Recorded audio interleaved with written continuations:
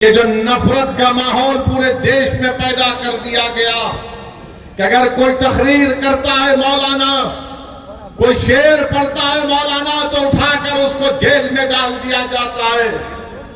मैं पूछना चाहता हूं गुजरात की सरकार से कि तुमने एक मौलाना को पकड़कर मुंबई से पकड़कर गुजरात लेकर गए, मगर वही गुजरात में कई ऐसे वीडियो हैं जहां पर ये जालिम लोग वीडियो में आकर कहते हैं कि मसदुद्दीन ओवैसी को गोली मार देंगे, इसकी जबान को काट लेंगे, इसकी सर को काट देंगे, मगर उनको कोई हाथ नहीं लगाया जाता। मगर कोई एक शेर पढ़ देता है तो उस अशार के गलत माने निकालकर मुंबई से मौलाना को लेकर चले जाते हैं। 3-3 मुकदमे उन पर बुक कर दिए जाते हैं। मगर हम बीजेपी के लोगों से कहना चाह रहे हैं, तुम क्या कर सकते? तुम सिर्फ जानी तो ले सकते हो ना, तुम जानी तो ले सकते हो, और क्या कर सकते हो? अगर मेरे मुकद्दर में जो लिखा अल्लाह ने लिख दिया वो तो पूरा होकर रहेगा, मगर जब तक हम जिंदा रहेंगे हम बातिल को बातिल कहेंगे, हम बातिल से समझौता नहीं करेंगे, हम बातिल को खुश करने के लिए अपनी पॉलिसी को लचकदार नहीं बनाएंगे। हमारा काम यह है मेरे अजीज दोस्तों और बुजुर्गों कि हम हक को कामयाब करें, और हक की कामयाबी का राज आपका इत्तेहाद है। याद रखिए, कब तक आप सेकुलरिज्म के नाम पर ठगे जाएंगे, कब तक आप सेकुलरिज्म के नाम पर इनको वोट देंगे और वो बीजेपी को बिहार में सत्ता देंगे। मैंने 2015 में भी कहा था तुमसे, मगर तुमने मेरी बात का यकीन नहीं किया।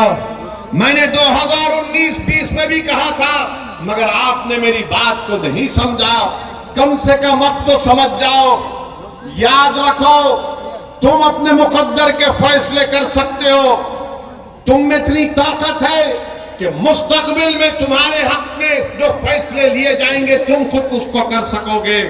अगर आज आप मुत्तहिद होकर अपने वोट का इस्तेमाल नहीं करेंगे तो नुकसान आपका होगा, नुकसान सीमांचल की गरीब जनता का होगा। ये आवाज को उठना चाहिए मेरे अजीज दोस्तों और बुजुर्गों। आप देखते हैं कि भारत की पार्लियामेंट में हर मसले के ऊपर मजलिस इत्तेहादुल मुस्लिमीन के अरकान पार्लिमान अपनी आवाज को उठाते हैं। किशनगंज में अलीगढ़ मुस्लिम यूनिवर्सिटी का मसला मजलिस के एमपी उठाते हैं। मसाजिद का मसला 500-600 साल की मेहरौली की मस्जिद को शहीद कर दिया गया। क्या आपके किशनगंज के कांग्रेस के एमपी ने मुंह खोला? नहीं बोल सके। किसने बोला? मजलिस इत्तेहादुल मुस्लिमीन ने उसकी आवाज उठाई। आप देखते हैं बिल्किस बानो का मसला हुआ, किसने पार्लियामेंट में उसका मसला उठाया? मजलिस ने उसको आवाज उठाई इंसाफ के लिए। तो मेरे अजीज दोस्तों और बुजुर्गों, मेरी आपसे सिर्फ यही अपील है कि आने वाले लोकसभा के चुनाव में आप मुत्तहदा तौर पर एक अच्छा फैसला लीजिए। हम भी नहीं चाहते कि बिहार में बीजेपी और नीतीश कुमार के एमपी कामयाब हो जाएं।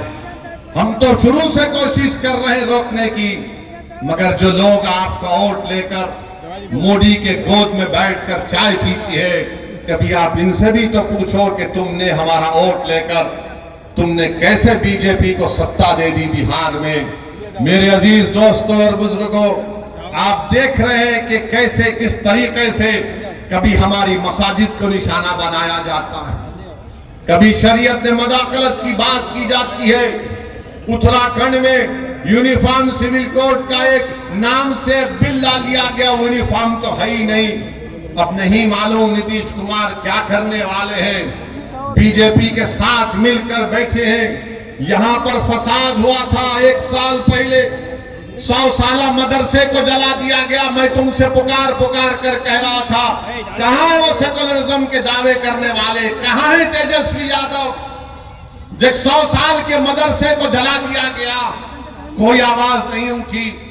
एक 12 साल के बच्चे को सीवान में पकड़कर उसको 8 दिन जेल में डाल दिया गया, किसी ने आवाज नहीं उठाई। मैं कह रहा था, पुकार रहा था। मेरे भाई याद रखो, अगर तुम्हारे लिए कोई लड़ने वाला नहीं होगा तो जुल्म जारी रहेगा। हमारे वतन अजीज की हकीकत यही है कि जब तक तुम्हारी आवाज नहीं होगी तुम्हारा कोई पुरसाने हाल नहीं हो सकता है।